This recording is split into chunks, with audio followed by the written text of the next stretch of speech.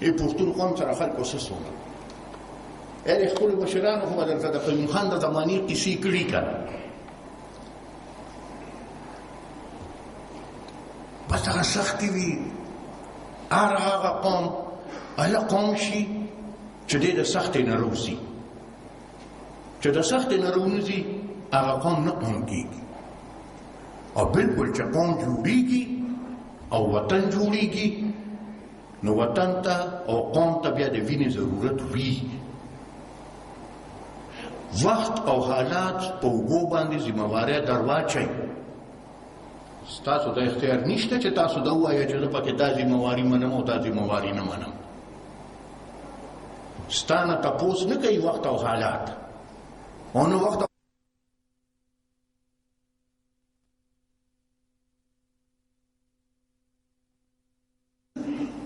نن ټیرریزم دی هغه منظم جنګ نه یو قدم مونږ مخکې شو نن دلته کې دماکه او الته دماکه الته دماکه الته دماکه او د دغه دماکو نه خو زما خیال د دنیا یو حکومت دغه نظام نشي خلاصولی ما بل ورځ خپل مرکزي مجلس عاملې ته وی چې دا یو خبر ورته کوم چې منظم سیول نافرمانی او سیول جنگ خو به ختم شي خدا د ټیرریزم واقع او بیا هغې کې خاص کر ټارګټینګ او ټارګټینګ د چا ګوره نن کې په تاسو نظر واچوئ نو د حکومت یوازې زمونږ نه دی حیدر سره په کابینټ کې چې څونه زمان د خپلې پارټۍ ملګري دي دونه ورته د بلې پارټۍ ملګري دي خو د هغې به تاسو چېرته نه اورېدلې چې د هغې ټارګټینګ وشو ولې صرف او صرف دا یو وجه ده چې هغه خلکو ته پته ده چې موږ ذهني طور او نظریاتي طور د هغې خلاف شو د عقل وضع د خلاف یو چې ولي خان کله پاڅېد او په پېښور کې اعلان وکړو دا جهاد نه دی دا فساد دی او د هغې جهاد او د فساد د جنګ نه موږ را روان شو تر ننه پورې ورته ولاړ یو مقابلې کوو او که خیري که خیري که خیري تر هغې پورې به مقابله کوو چې ختم یې کړو شپه ده زبونه او دا تاسو خو دلته مزدورۍ کوئ خو د سهار کې دا چې د مولا بانک ته لږ وخت پاتې شي دغه وخت د شپې ټولو کې زیات سخت دی هر چا له خوب ورځي هغه وخت کې هر څوک جوټې وایي که تاسو خیال کړي د هغه هم په دغه وخت کې راپاڅي ځکه چې زه ټوله شپه به ویښه تېره کړي اوس به وده کېږي حق سبعون که خیري را روان دی ما چې دلته د سنبهان مې نه تر ننه پورې درته کومه خبره کړې ده هغه خدای د باچا خان بابا په برکت او د ولی خان په برکت باندې خدای رښتیا ثابته کړې ده نن درته دا وایم دا سبعون را روان دی په دغې خاورې به صرف او صرف یو سوچه کسکر پښتون ناست دي نور خلک به بیني که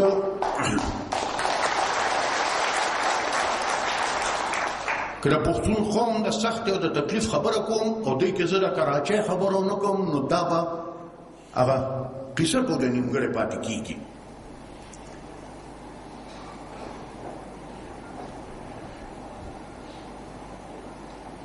کراچۍ رښتیا خبره دا ده چې زه خو بس کله پکې سړي سپینې موی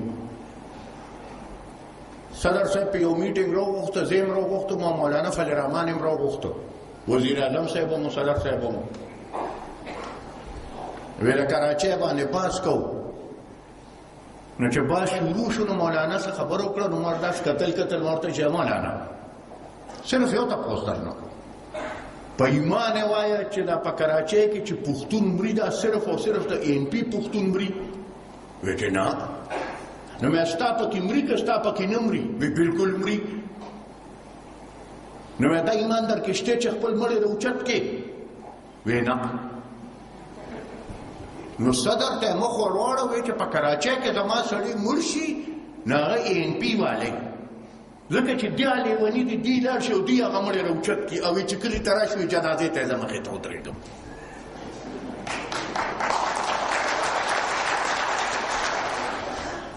زما دغه سره کار نشته چې دا د ANP دی او که د ANP نه دی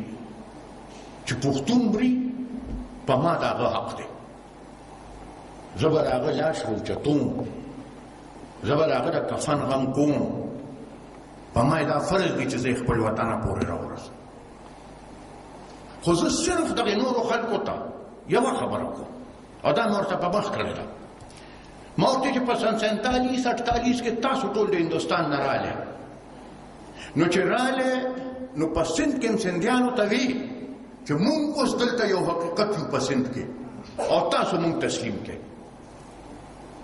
زه نن ستاسو د مشرانو حقه خبره تاسو ته کوم، پښتون په سند کې یو حقیقت دی، تسلیم یې کړئ.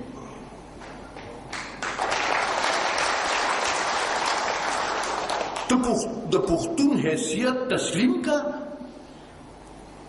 کینه بیا کینو خبره در سره کوم. خو ما ورته وی چې یو خبره درته کوم چې دې وخت کې په کراچۍ کې جنګ نه د کراچۍ په مفادو کې دی، نه د پښتون په مفادو کې دی، نه د سندي په مفادو کې دی، او نه هغه د اردو والو په مفادو کې دی، هیچا په مفادو کې نه دی.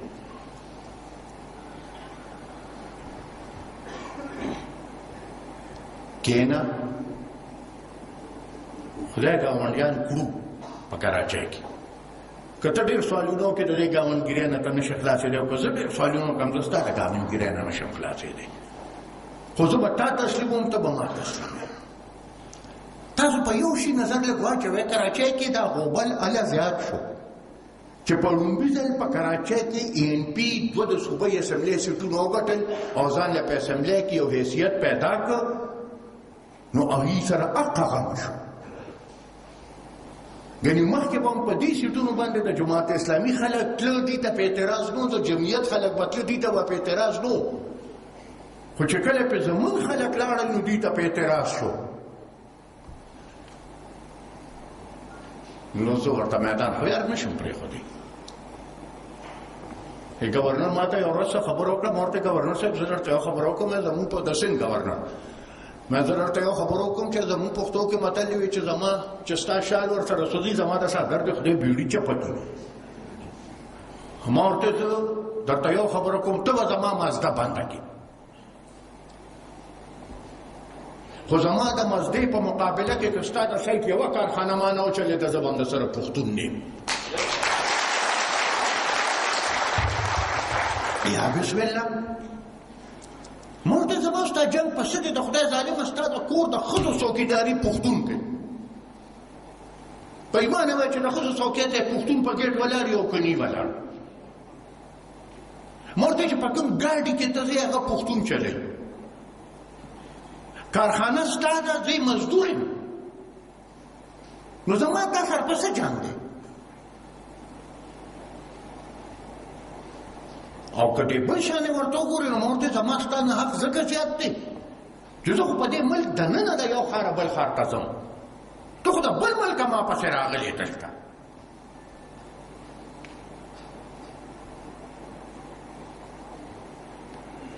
دقه ځای به که خیرې راځي، دی به د پښتون حیثیت په کراچۍ کې تسلیموي.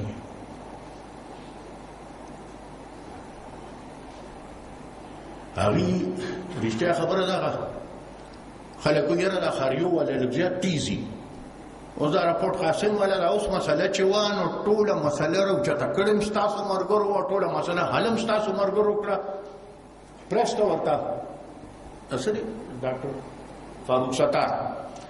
ستار صاحب لاړ پریس ته ودرېد، وایي دا مونږ حل کړه، مونږ به ستا حل کړه، زما ملګرو وه بل چې ما ورته قلار کېناږي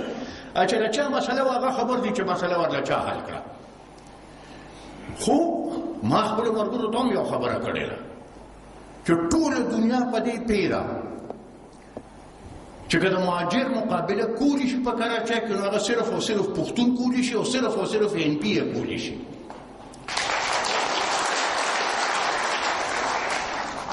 نو ما ورته وایي چې اوس به یو احتیاط کوئ، پر دې ټوپک به په خپلو اوږه نه پرېږدئ. دا یو فیصله وي چې زما اوږه زما د ټوپک دپاره ده. د 12 مۍ قتل عام چې وشو او د هغې نه پس هغه د 3 ورځو د هړتال کولو او زه کراچۍ ته لاړم، نو تاسو کې په ډېرو ملګرو هم بده ولګېده چې ما ورته هړتال مه کوئ. پړومبي ځل په ما پسې بل څوک خو پرېږده محمود خان پرس له لاړه وې ده د ګورنر سنګ نه 13 کروڑ روپۍ اخیستې دي دې ځکه هړتال نه کوي زما دې ټولو سره یو جنګ و پیپل به راته وې بیا هړتال مه کوه جمعیت به راته وې بیا هړتال مه ختموه جمعیت به راته هړتال مه ختموه جماعت اسلامي به راته هړتال مه ختموه مسلم لیگ به راته هړتال مه ختموه نو مور ته چې د خدای ظالمانو یو کار وکړه که نه پیپل پارټۍ والاو ته مې ویل تاسو د سند ټولو کې لویه سیاسي ډله یې یو آل پارټیز کانفرنس راوغواړئ او په آل پارټیز کانفرنس کې فیصله وکړئ چې موږ به 10 ورځې هړتال کوو زه به در سره 10 ورځې په هغې هړتال کې ولاړ یم خو چې کله د هړتال فیصله پښتون جرګه وکړي نو بیا دا جنګ نیغ په نیغه دا بیا سیاسي نه دی دا بیا د مهاجرو د پښتون جنګ دی او زه لا په دې پوزیشن کې نه یم چې زه د خپل ځان وساتلی شم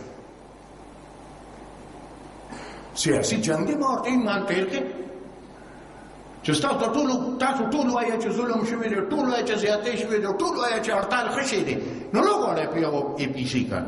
اے پي سي راغواړئ اے پي سي کې فیصله وکړئ وایي هړتال دی بلکل موږ در سره ځو د خلکو هم دغه خواهش دی او دا خیال دی چې بیا ستاسو نه څوک مقابله نشي کولی او هغې هم چې بیا خامخا ښکته ګوري نو هغې هم په دې پوهېږي چې که زموږ مقابله کوي نو هغه صرف او صرف دوی دي بل څوک نشته زه دا یو خبره سریان کوم په ډاګه کوم چې ما زه دا اوس کراچۍ ته تللم د راتلو نه یو 4-5 ورځې مخکې هم د هغه سرکاري افسرانو سره پولیس والو سره دوی سره چې ما ملاقاتونه کول ما ورته یو خبره کړې ده او هغه په ډاګه کوم مخکې مې هم کول اوس هم کوم چې ډېر خلک داسې راننوتي دي چې هغوی د خپلو مقاصدو دپاره سره ټوپۍ او سره جنډه استعمالوي ما ورته چې زه بلکل دا لیکلې درکولو ته تیار یم په کوم یو کس چې م دغه غلا ثابته کړه تونه هلک یو باچا خان پسپیان وي چې دی به زه دا به بیا تپوس کوي تلي دي خلک لګیا دي بلکل خو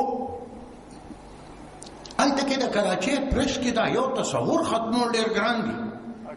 ما ورته دې ځلې ویې ما ورته چې به خلک مې تاسو په کراچۍ کې نوی پښتون چې دی هغه د ان پي کاته کې اچوی او نه مې اردو والا چې دی ته د ایم کیو ایم په کاته کې اچوي نو نه ټول پښتانه نیشنلیان دي او نه ټول اردو والا چې دی د ایم کیو ایم والا دي خو ما ورته ستاسو د دې روش خطره دا ده چې هر ځای کې پښتون جرم وکړي نو هغه بیا هغه فرد دی کړی تاسو په ان پي پسې راوړئ او چې هر ځای کې د ایم کیو ایم سړی زیاتې وکړي د اردو والا سړی زیاتې وکړي نو هغه نیغ په نیغه ځي د ایم کیو ایم کاتې پسې هغه فرد کاتې پسې نه ځي نو دغه یو فرق به کوو ډېر خلک داسې دي چې هغوی پاکستان پر امن